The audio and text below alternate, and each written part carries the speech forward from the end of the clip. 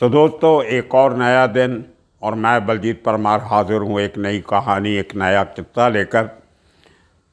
बहुत आपकी रिक्वेस्ट आई कि एक और एपिसोड सतीश राजे पे किया जाए और मुझे बहुत सी ऐसी दिलचस्प जानकारी मिली है कुछ ऐसे लोगों से जो उसके बहुत करीब रहे थे। उनमें से कुछ लोग अभी भी ज़िंदा हैं वो कहानी बताने के लिए कि असल में सतीश राजे पर वो अटैक अरुण गवली और अशोक जोशी के गुर्गों ने कैसे प्लान किया और कैसे एग्जीक्यूट किया। बड़ी हैरानी होती है ये जान के कि 2 बार, जिस दिन उसको सोमवार को मारा गया उसके पहले 2 दिन तक वो आदमी के ऊपर जो वाच रखी गई थी वो नाकाम रही। 2 दिन बचता रहा और तीसरे दिन अपने फैमिली वालों के कहने के बावजूद कि तुम बाहर मत जाओ 1-2 दिन, वो घर से निकलता है और फिर कभी वापस नहीं आता। ये कहानी है सतीश राजे की। सतीश राजे बेसिकली नूरा का दोस्त था।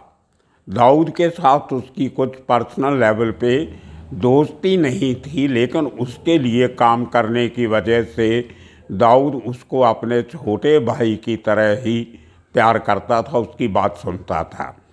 और सतीश राजे ने ये बात अपने दोस्तों को कही थी कि जो होंडा अकॉर्ड गाड़ी उसके पास है वो उसको दाऊद भाई ने गिफ्ट किया है। वो दाऊद को भाई कहा करता था, दाऊद भाई ने मेरे को गिफ्ट किया है। ये सच है कि नहीं है? ये भी हो सकता है कि लोगों के ऊपर रौब डालने के लिए कि लोगों को लगे देखो ये आदमी दाऊद के कितना करीब है कि दाऊद ने इसको इतनी बड़ी गाड़ी लेके दी है। ये भी हो सकता है। लेकिन वो खुद ये अपने दोस्तों को बयान करता था कि गाड़ी उसको दाऊद ने लेके दी है। ये उसका काम करने का एक तरीका था। बड़ी बड़ी बातें करता था, बोल वचन बहुत ज़बरदस्त था और किसी की सुनता नहीं था। और शायद यही एक कारण बना कि उसको अपनी ज़िंदगी से हाथ धोने पड़े।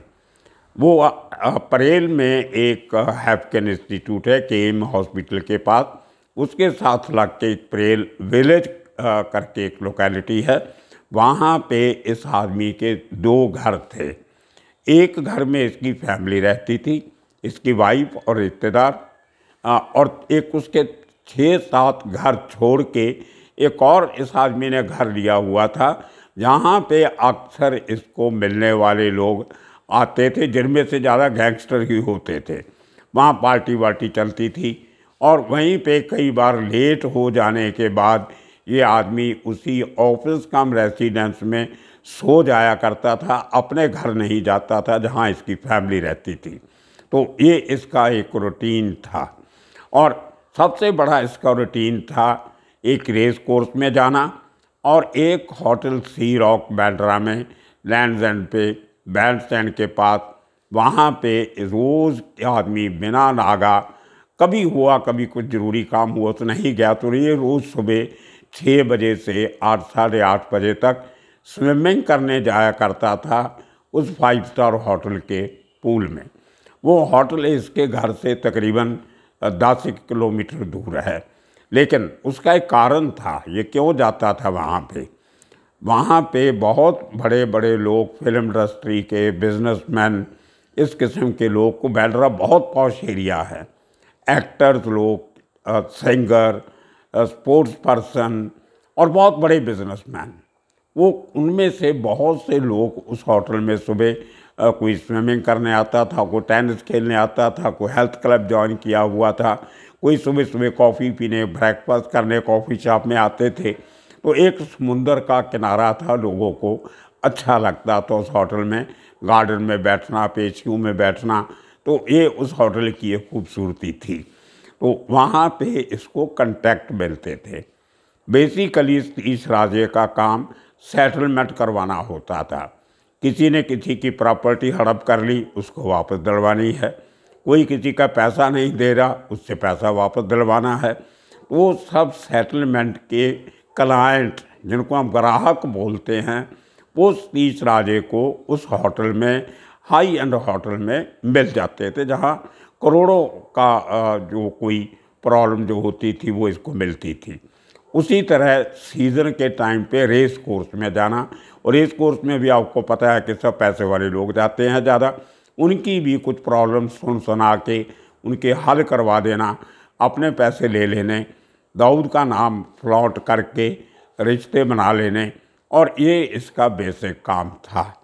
तो उसकी वजह से इसका एक स्पेशल स्टेटस मुंबई के बिजनेस कम्युनिटी में हो गया।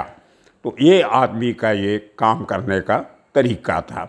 रोज़ सुबह सी रॉक से स्विमिंग करने के बाद वापस घर पे आके नहा धो के तैयार होके ये आदमी टेमकर मोहल्ला में नूरा के ऑफिस में जाके बैठ जाया करता था।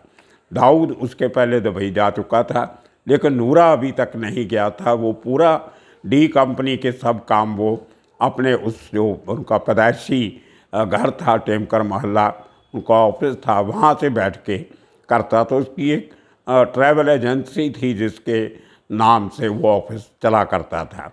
तो वहाँ पे पूरा दिन कोई ना कोई क्लाइंट आए रहते थे, किसी ना किसी की प्रॉब्लम, और वहीं से फ़ोन करके सेटलमेंट करवा के पैसा दिलवा देना, हवाला करवा देना। तो इस किस्म के काम आए दिन वहाँ पे होते थे। काम नहीं भी होता था तो सब जो रफ़ियन होते थे वहाँ के, जितने बदमाश इलाके के, सब उनका जमघट वहाँ लग जाता था।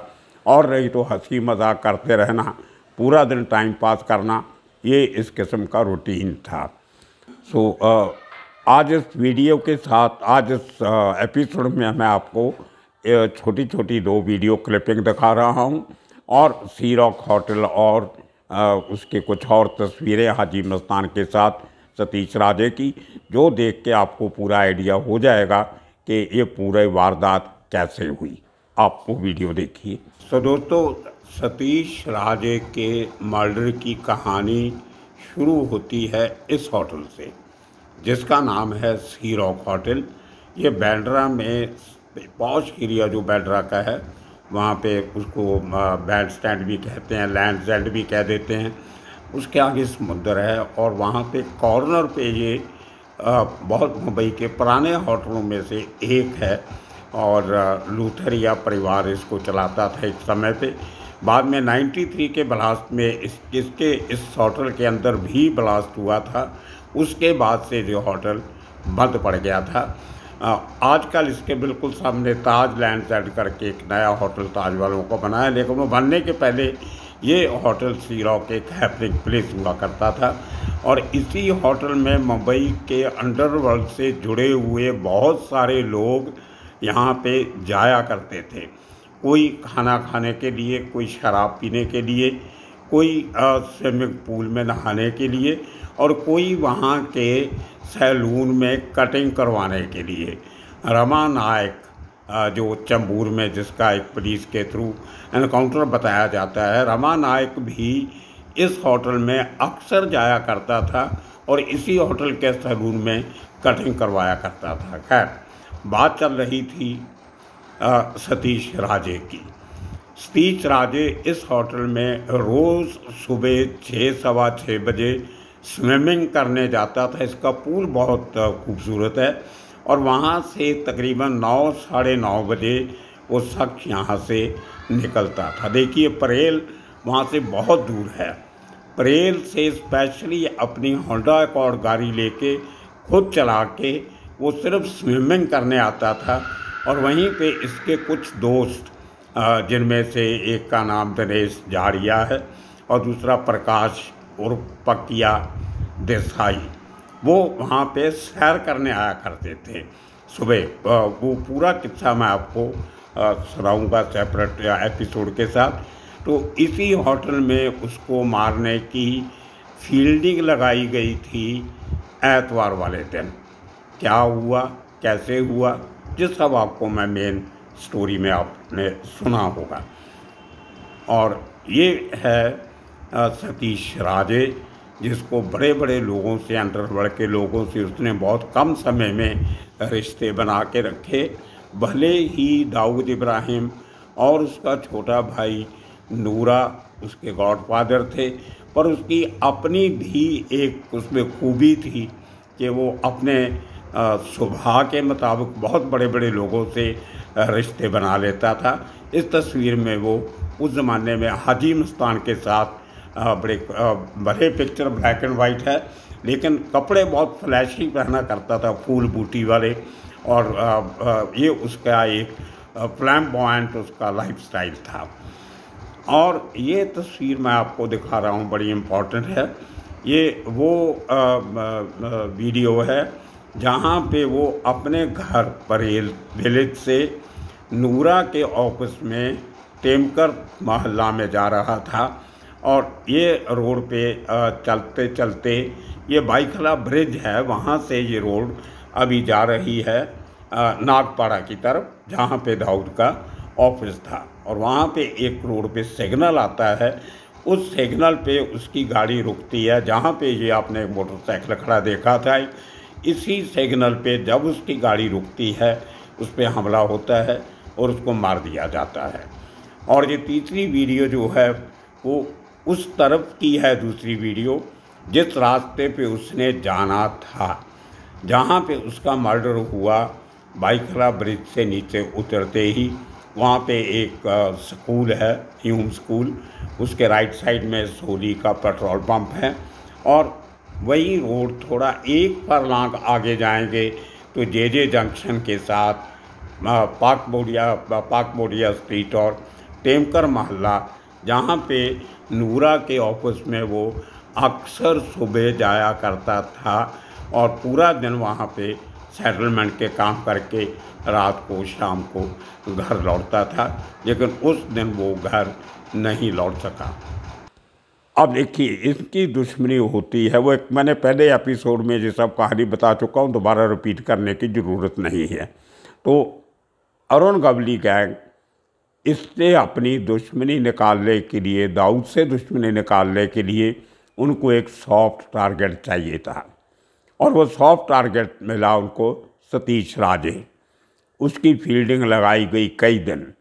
पता चला कि उसको मारने का सबसे आसान तरीका सुबह सुबह 7-7:30 बजे के करीब सी रॉक होटल के बाहर आसानी से मारा जा सकता है।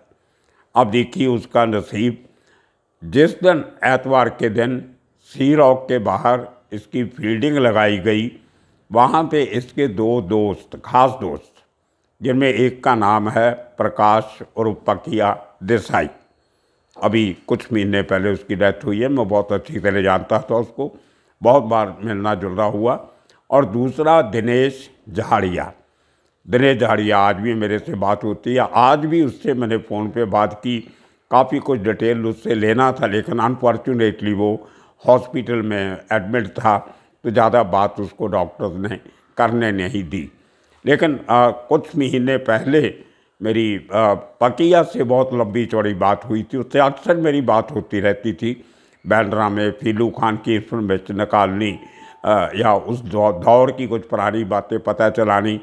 पकिया अपने आप में एक बहुत अजीब किस्म का करैक्टर था, उसकी कहानी मैं आपको कल सुनाऊंगा।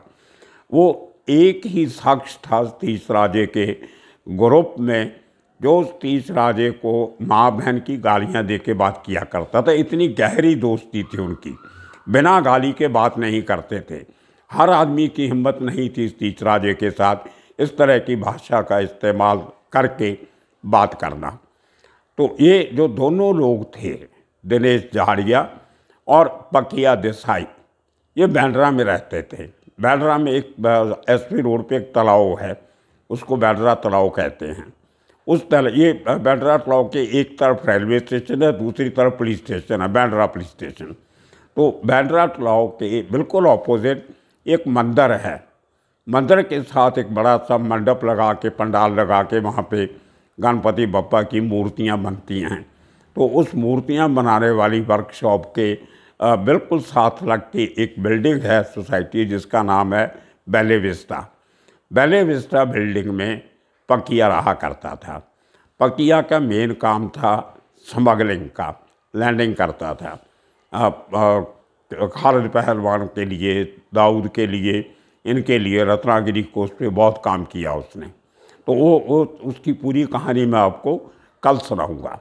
उसके साथ ही जो दिनेश झाड़िया है। उसको झाड़िया इसलिए कहते हैं कि वो थोड़ा मोटा है, फिजिकली उसका काफ़ी वज़न है।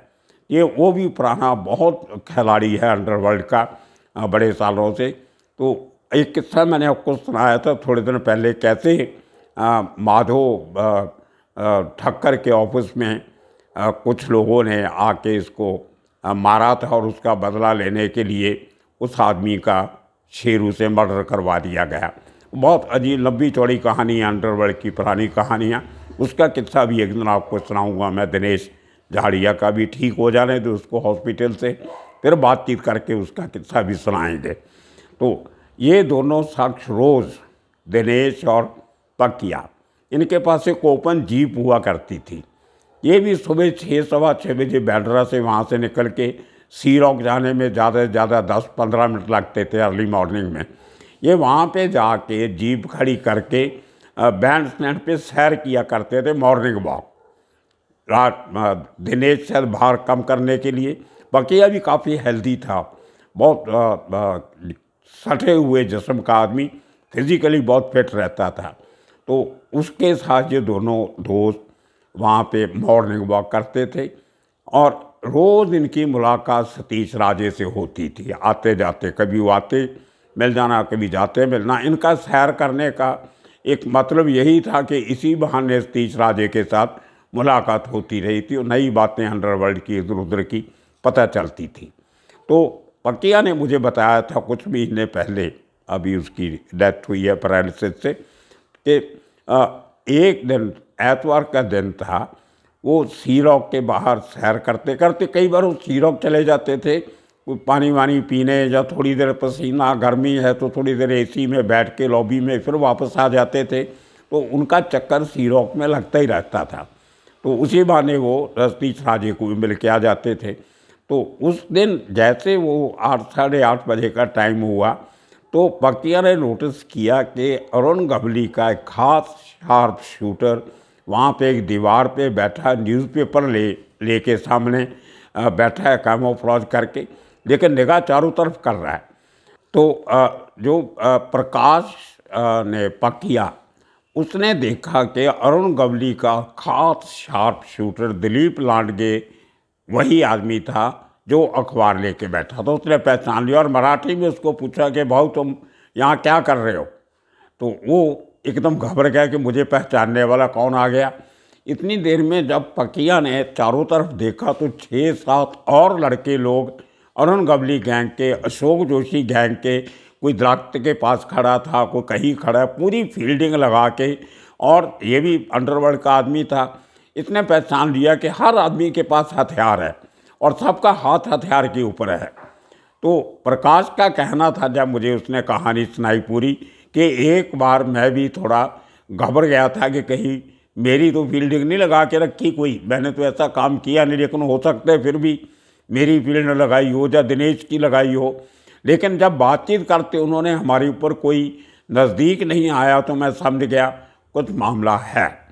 और अब वो जो लोग आए थे फील्डिंग लगा के बैठे थे, उनको जब पता चल गया कि हम यहाँ पे देखे गए हैं, हमें पहचान लिया गया है, अब हम कुछ यहाँ पे करेंगे तो ये दोनों शख्स पुलिस को बता देंगे कि ये काम किसने किया। वो आदमी वहाँ से उठ के आराम से जाते हैं, थोड़ी दूर आगे उनके 2 व्हीकल खड़े थे, उसमें बैठ के वो लोग चले जाते हैं। और ये दोनों का, दिनेश का और पकिया का दिमाग काम करता है कि हो ना हो ये सतीश राजे के लिए फील्डिंग थी।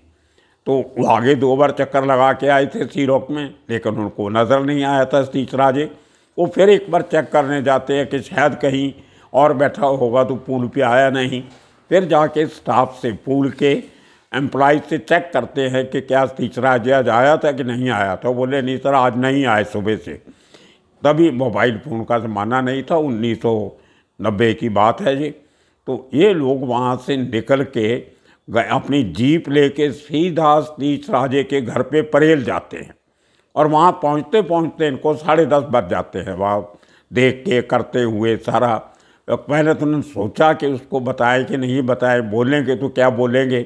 खैर इनका दोस्त था, तो उसके घर पे जाते हैं, वो सोया हुआ था। वो सुबह जब पहुँचे 10 साढ़े 10 बजे, उसका 2-3 बार बेल बजाने के बाद सतीश राजे ने दरवाज़ा खोला। बोला, अरे आपसे इतनी जल्दी कैसे आना हुआ आपका, आपने बताया नहीं। वो बोले, बैठ तेरे को बताते हैं।